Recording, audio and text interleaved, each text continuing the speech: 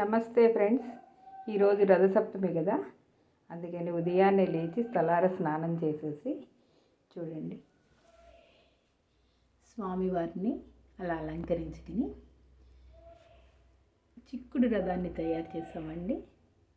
7 చిక్కుడుకాయలతో చిక్కుడు రథాన్ని తయారు చేసి 7 దీపాలు అంటే 7 ఒత్తులతో దీపం పెట్టానండి.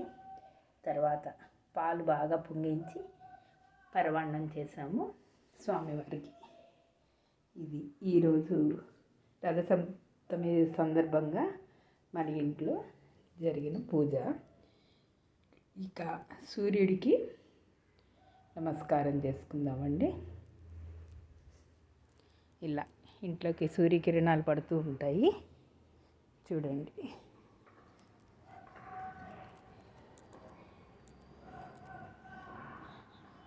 చూసారా, సూర్యుడు ఉదయించాడు. స్వామివారికి 7 చిక్కుడు ఆకుల్లో ప్రసాదాన్ని సమర్పించాము. ఈ విధంగా రథసప్తమిని సెలబ్రేట్ చేసుకున్నాము. తులసమ్మవారు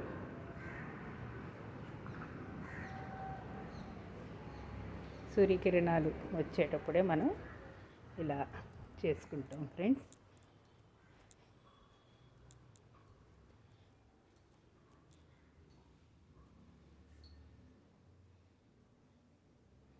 స్వామివారు